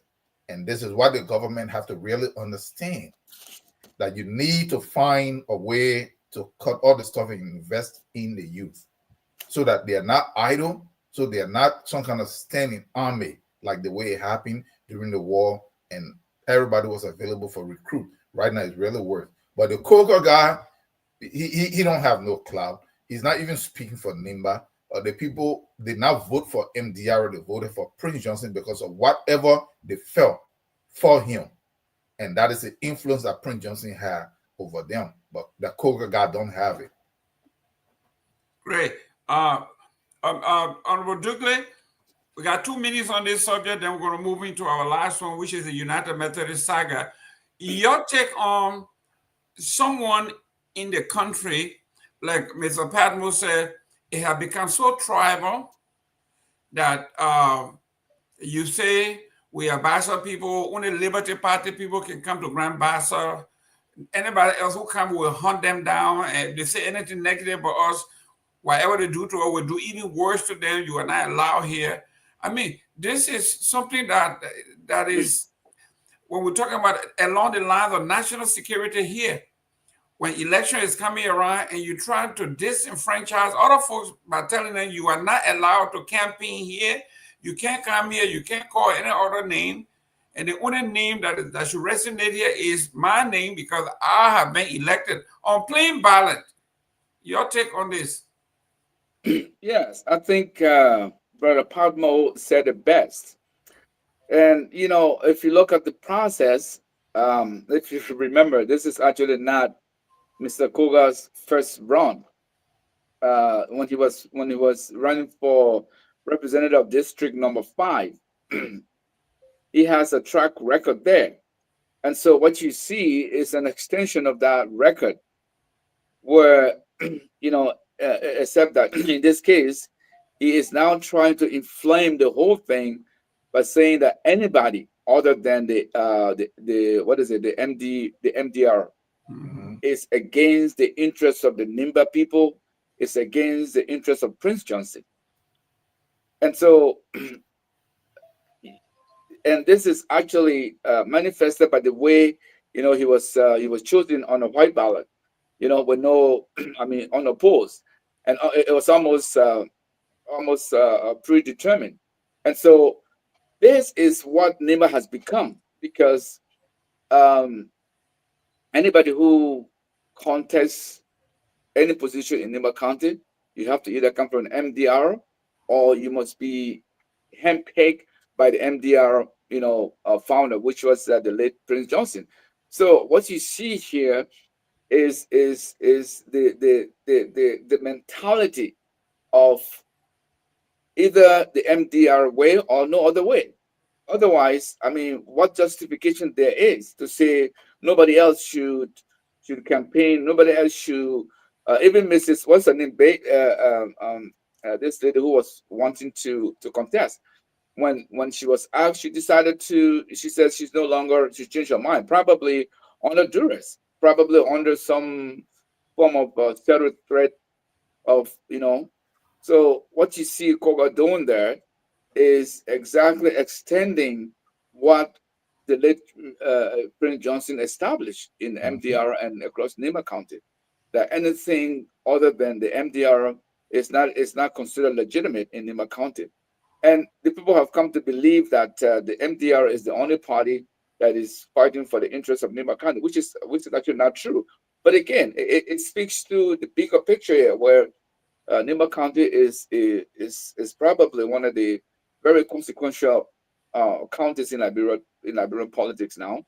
Lofa County haven't been divided into Wapulu County and Lofa County, and of course you have Bon counties, but they do have the numbers. The numbers is on their side, and so again, Prince Johnson laid the foundation for this ethnic politics, and that's exactly what Koga is carrying on. And I mean, we can see clearly he's the next senator. Is going to be the one representing Nimba County. So It's unfortunate, but yeah, that's where we are. Okay, ladies and gentlemen, thank you very much for watching this show. We appreciate what you do. Share this show. Thank you for sharing. Thank you for all you have done. We are doing a lot of work. In fact, yesterday I was going over the history of On Point, and we came on. We are not the oldest running show on this particular network. I don't know which one is. We began our work in 2020. So we are we are now 5 years into being here consistently. It is because of you, it's because of your network, because of your input. So Mr. Tawo, I want to show this here. Mr. Dr. Honorable Dukley, hopefully you can see what I'm doing here. Yeah, who is behind bar? Yeah. This is Dr. Kula. We are coming to the fight at the United Methodist Church. It's a major, major, major, major fight. This is the most powerful organization in the Republic of Liberia. This is the United Methodist Church, the home of Joseph Jenkins Robert, the first president of the Republic. This is the home of Ellen Johnson Sirleaf. This is the home of William V.S. Tubman. This is the home of George Weah. This is the home of Fahad. You name it. All of the big folks come from the United Methodist Church. Today, we are seeing the splinter, the breakup of the United Methodist Church as we knew it. And I'll give you a backdrop. Last year, the United Methodist Quadrennial Convention in the United States voted, not unanimously, but voted to change its constitution now to accept same-sex marriage as part of their doctrine. And there's a major schism in the United States and everywhere the United Methodist works or functions, and the people are pushing back. Then the United Methodists came and they came up with a clever terminology called it regionalization, which is if your region doesn't believe in same-sex marriage, you can't practice it. The region that believes in it, they can practice it. So when they went to the Liberia annual conference, the folks in Liberia said, no, we do not believe in regionalism. We want one United Methodist Church. Whatever law governs United Methodist should govern United Methodist all around the world. So they decided to call themselves the Global United Methodist, means that they are under the original umbrella of John Wesley's idea of Methodism. And the other folks are saying, we are going to open up the church to everybody. Whether you straight, you gay, you bisexual, you non-sexual, whatever it is, the church is open to everybody. So this is the fight. and it has gotten violently bitter in Liberia today. Dr. Kula and a whole group were arrested and imprisoned. So here we are. This is Dr. Kula. And which side is Kula on? He with a global? Yeah, he's global. He does not believe in same-sex marriage. And he believed that the church is split into two. And now the fight on the ground is the institution that was built by Joseph Jenkins Roberts and all the great men and women. Who do these things belong to? So the folks are saying it belongs to the United Methodist Church. And some are saying, well, if you don't like what we are doing, then leave. And Bishop Kula and all the folks are saying, but we got generations of investment, our tithes, our offerings, our blood, and our sweat. You can't just throw it out. So this is the fight. I think one of the comments, I think Mr. Pat was charming when he said, gentlemen, you don't have to fight. Just go to the court. Let the court decide who has what. You don't have to be bloody. So here we are, Mr. Tabo. Here we are with a splinter in the United Methodist Church, and now it has become another battleground within a battleground. And it looked at Liberia got bad luck. Teacher, just talk to us. Look at what happened here. Liberia don't have bad luck. At least not in the sense what happened is that Liberia is just a country that has been weakened from the war, and then from when Ellen took over to destroy everything. So in a weak area where people are struggling for them to try to find their daily bread, anybody can come and just introduce anything. I said this here before. If you go into an area where the government is functioning and is strong, this is not a problem. What you are seeing is a cultural attack. Okay? Honor Ellen, the West tried to push this stuff. It didn't work because they tried to push it through the courts. It didn't work. They tried unaware. It didn't work. So they're using the back door. They're using another avenue that then they think that it will put it away from the legal system so that they can say, but this is church. And then they claim they want to make it there should be separation between state and church. But a church does not exist in a vacuum. The church is only there to worship their God, but they cannot tamper with the norms and values of that society. And any serious government, this is what they were doing, they will shut that down very quickly. This is not even about church. So what they're doing is they're funding this from the US and from other places so that then once it enters into an institution that is established, then they can perpetuate, then they can power this. Because all they're doing, what you see over there is money that they're using, and the people that want some small money, just like the same thing we see in the government.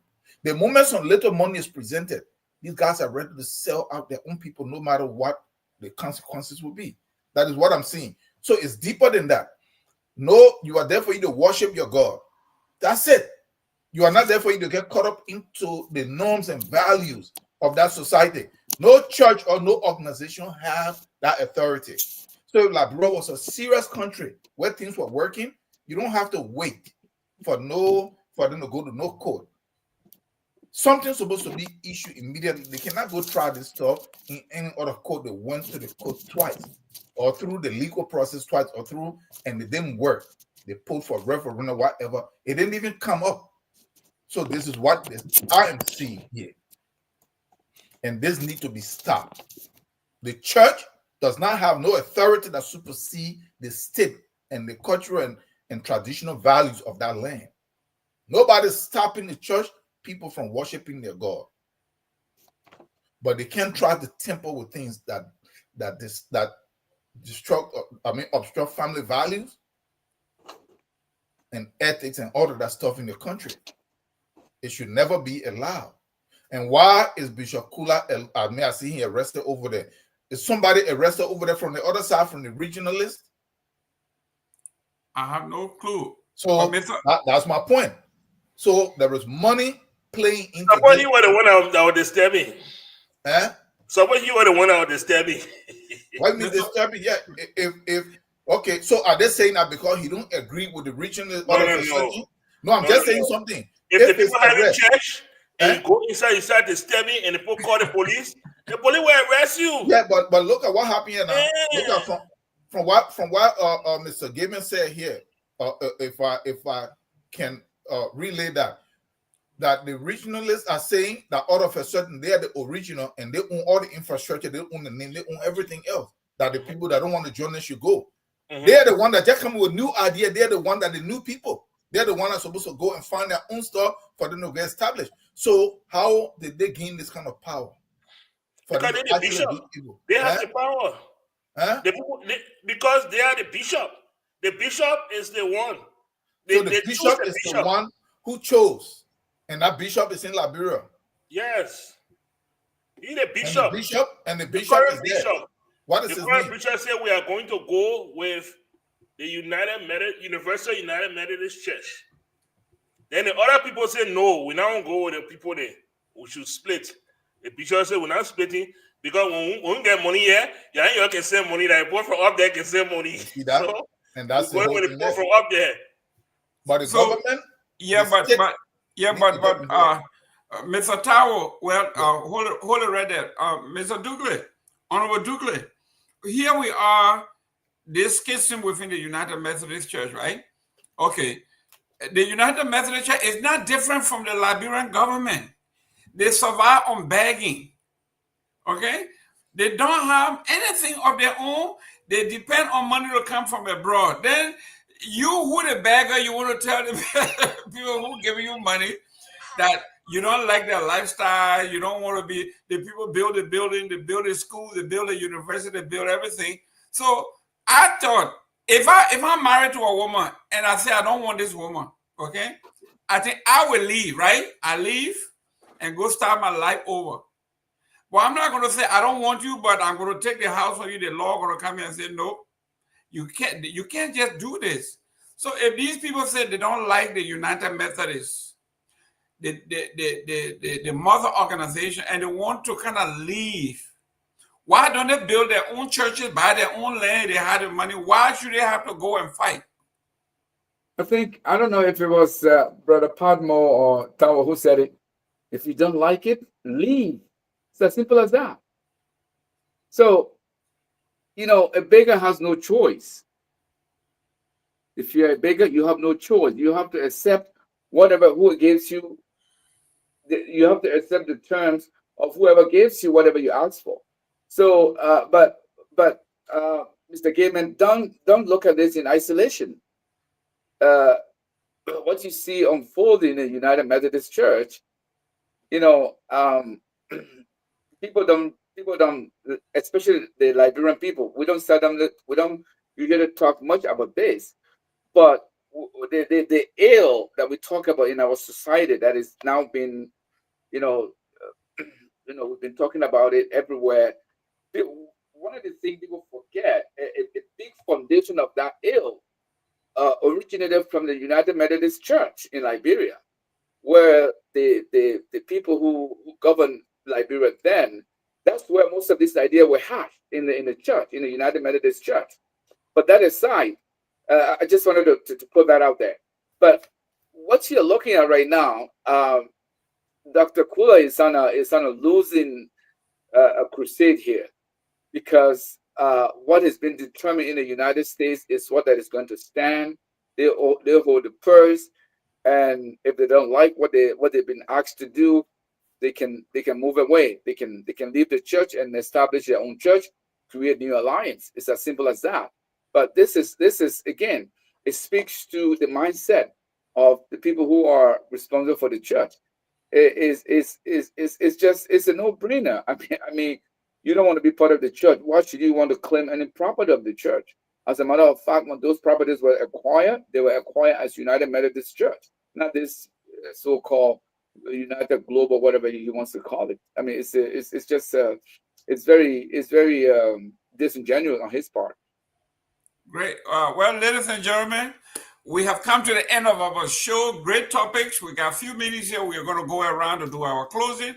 But like we always said here in Liberia, you can't be riding the eagle and then tell them, say, oh no, I'm state. And you know exactly what's going to happen. If you say you're the real man, then put your pants on. Go out there. You say you got a number, you got the people. Go out there and raise your money, build your temple, go out there, show them who the real man is. Maybe when the church is empty, then they will try to reconsider, but until then, what is your car? I don't want to be the Trump, but you got no cards to play. You are talking and arguing from a position of weakness. When I go to the churches in Liberia and I see on Sunday offerings, okay, you go to a big Methodist church or big Catholic church or big Baptist church, the money that people bringing in on Sundays, if a church raises $200 US, that's a lot of money. And to just keep the light on, pay the pastors, do the layman, this money is coming from somewhere. So yes, if Dr. Kula wants to do his own thing, do like the African Methodist. They broke away from the United Methodist and the Catholic Church. They went and started their own, and they flourished. Many other churches do that. They can do that. But ladies and gentlemen, we got 8 minutes or 6 minutes left on here. Mr. Dukley, you got 2 minutes to be a closer. We appreciate you coming back. Hopefully Sunday, we'll see you next Sunday. Thank you, Mr. Gaiman. I want to thank my fellow panelists, Mr. Padmore and Mr. Tao. It was really a pleasure to be on today. Mr.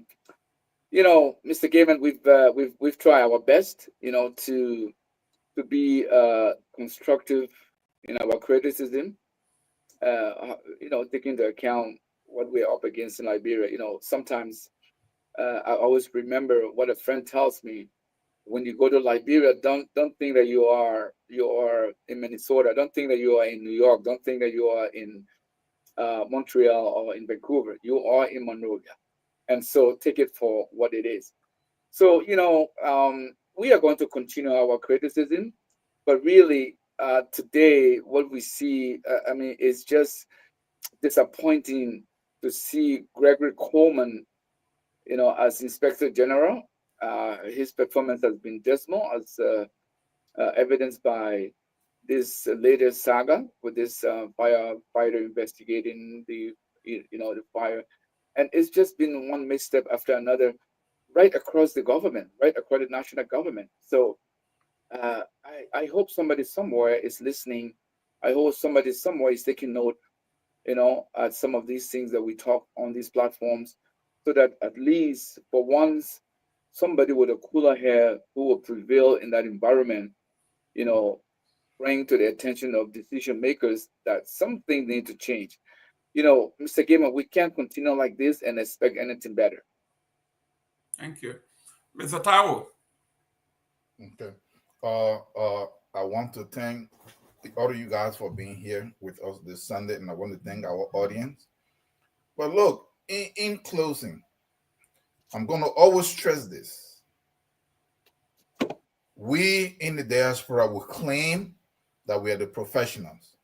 We claim that we are in an area that is the best area in the world.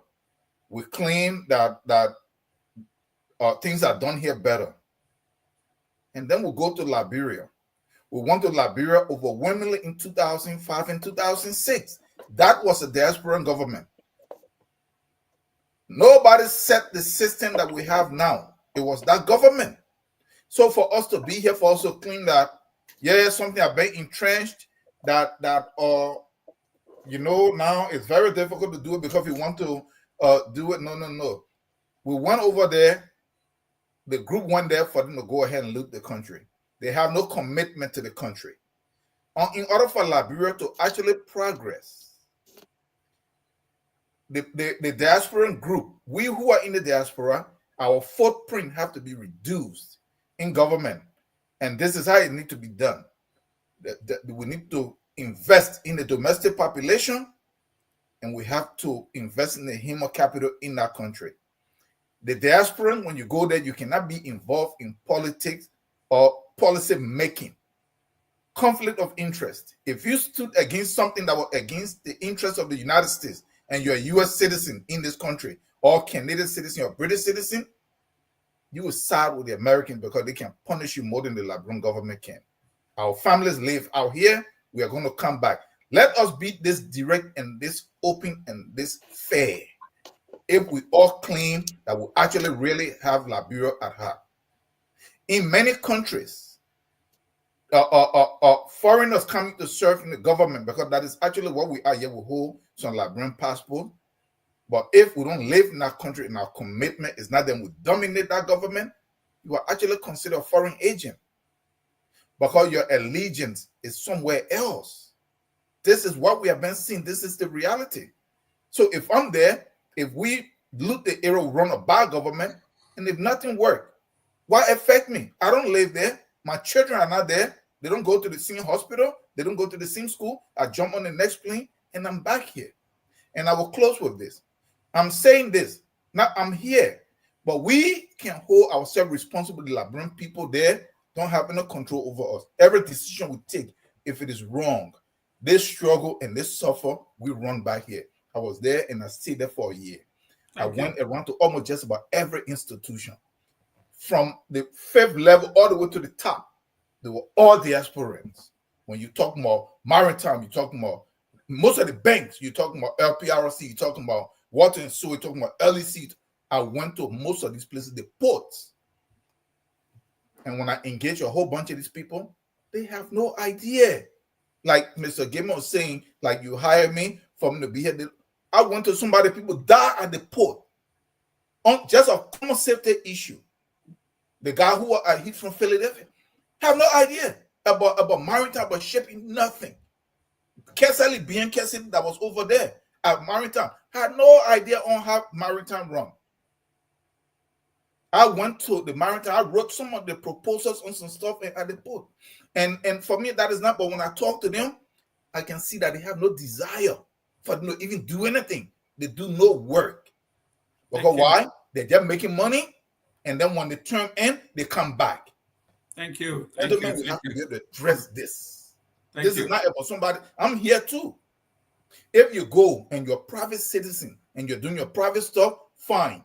But the people that are going and want to get involved in the government, they better try to actually do something good instead of trying to loot the country. That is the point I'm making. And I think everybody should join me on this. Let us hold ourselves responsible. Thank you. Mr. Padmore, before you close, I want you to listen to this. I think Joey set a trap for Joseph Boyka, and we fell into the trap. No, listen, seriously. I think Joey had to proceed early, right? It was good. But I think it was a trap that Joey set for Joseph Boyka right into it. But I'm going to tell me, if they do all that, how you call it, that what people said, well, ambush, I think we walk right into it. When we had said the ambush, I think every one of us, we went right into the ambush. What is the ambush? Mr. Padmore, close her out. So, concerning the fire investigation or re-investigation, I think that was a faulty move. I think any defense lawyer worth his salt will be able to use this to get his clients off the hook, or at least create enough reasonable doubt to have a hung jury. I think it was a bad move. I think somebody should have advised the IG better, and I'm disappointed that he wasn't able to catch that earlier. Concerning the 450 executives, you would think that LACC, after it's been about 2 weeks now, you would think LACC would update us on the process, and say, because do you know of anybody that was suspended that not going to work? Other people ignore the thing. All the people ignore that thing. They're going to work. Have you seen any government official sitting there saying, "Oh, I was suspended and I'm not working"? No. Nope. They all went to work. Half of the poor already working other time. So I heard about that one guy who came and ready to do an asset declaration and said, "Oh my man, what are you doing here?" He said, "Oh, I came to do my declaration." They said, "No, we'll put different person in your place." So yes. So they make confused right now. He don't even know how to go back. But anyway, it just speaks to the structure of government and the disappointment that it has been. We really, even though I was not a supporter of Joseph Boyka, I felt he was too old and too feeble. Even if he had good intentions, I felt he didn't have the energy and the stamina that Liberia needs from a leader to be able to hold everybody accountable. I really hoped that it would be better than this. But it has actually been worse than what I even thought it would be. When it comes to Representative Koga and his declaration in Nimba, up to now, since Koga made that statement, have you seen any Nimba or citizen, any Nimba leader, any leader in the county? Have you seen any one of those people come out and speak against it? No. Or the diaspora. Or even the diaspora. Have you seen anybody speak against? No. Did you see the Nimba County and diaspora organization speak against it? No. Mr. Dugley, upside down or sideways. They haven't spoken against it. Mr. Patmore, can you remove? Can you remove? Yes, I can. All right, there you go. And finally, the UMC, United Methodist Church. Look, for me, this is deeper than just church politics. Okay? If you are in an organization, okay, there's a process to make decisions. If the decision doesn't go your way, and you feel you can no longer be a part of that organization, simply pick up the phone, call your lawyer, and say, this is what has happened. We can no longer be a part. We want to go ahead, and separate ourselves from these people. The lawyer then will sit down, look at the circumstances, and file the necessary paperwork in court. You can go to court. You can make your case. A judge will decide whether the church will go to you or whether the church will go to the other people or whether the bank account, how much in the bank account, who it will go to. The judge will decide, the law, the court will decide all this. You can sit down, you can have a mediator from the court. It's like a divorce proceeding. That's how this is like. But you will go through a process, a legal process. And everybody will not move from there happy. And everybody will not move from there with all anything. But at least it will be a legal process. You will go through it. The court will issue its final verdict. And after that, everybody go their separate way. Oh, but that don't happen in Liberia. It don't happen like that. No. In Liberia, we'll go there with Banji. Because the legal system don't work. We'll Banji.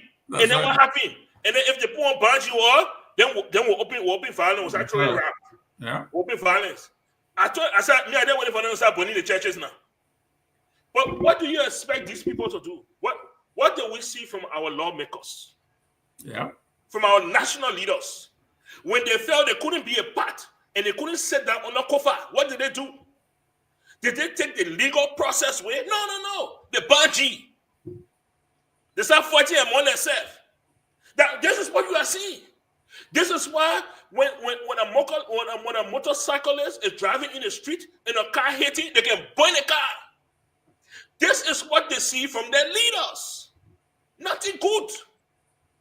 That's what they see. But then we want to shame motorcyclists.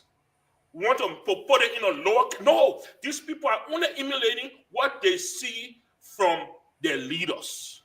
Whether it's the religious leaders, whether it's the political leaders, this is what they see. These people, look at the violence that engulfs our political system.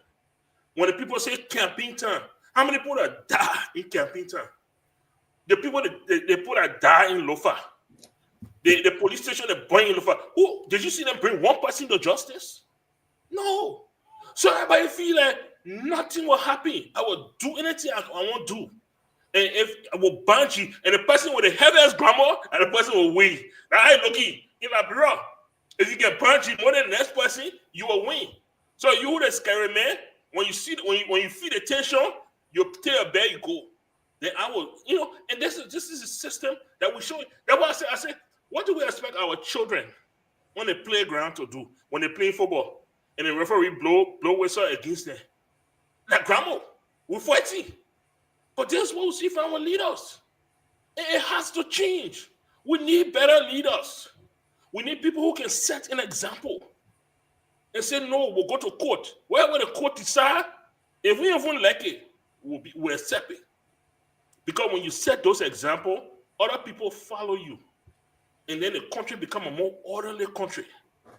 A more systematic country. But this is where we are. And it's shameful. It is shameful that our religious leaders are doing this. Even if tomorrow you happen to win the day, how do you save your character? When we not see you fighting, how do you save your character? So I mean, that's the point from which I see all this. It's like a microcosm of Liberia. What is happening in religious society?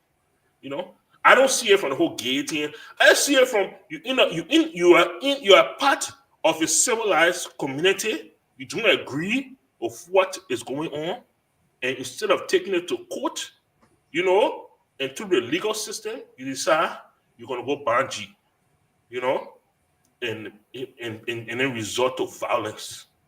And it's sad, but this is where Liberia is. And until we can elect leaders that can set us on a different path, we'll continue to spin in this cycle. And I just hope that, before we leave this earth, somehow, some way, we can be part of that process to project Liberia on a better path. But thank you so much for the day. Thank you for allowing me to be here. I appreciate our viewers that always join us, and I look forward to next Sunday. Great. Ladies and gentlemen, Mr. Padmore and I, we were doing some major investment talk. And one of the things that came to mind when I was at one of the embassy was, why should people risk their savings, their credit, to come here when somebody crook them? They can't get justice through the court system. Gentlemen were talking to Walmart and Aldi. We want to talk about producing avocado, industrial stuff, things that would create jobs all over the place. What happened when Michael Palmer took his $1 million loan and take it over there and go invest, and somebody crook him? The government takes his money. Where does he go? This is what we are talking about. Joseph Waka talking about. If they don't want to come home to develop their country, it's on them. I got news for them. Trump. Okay? You think Liberians don't want to come home? They want to come home. But what guarantee they have that they can get justice? If they put their money in the ground or go to some agency, put their money in the bank, and the bank takes their money, can they go to court and recoup? Then the gentleman from the Swedish guy that was in our delegation said, Liberia is a very high risk country, and he would never advise anybody to invest. That is a foreign national telling me. The risk is so high, he cannot recommend anybody. Ladies and gentlemen, thank you for watching. As always, whether you agree with us or disagree with us, we are all Liberians, and we'll see you next Sunday. We'll discuss the MPF, the National Police versus the Army, and we'll see who we got to beat down. God bless. As always, we say we are all Liberians. We are Liberians. Liberia is our home. Liberian people.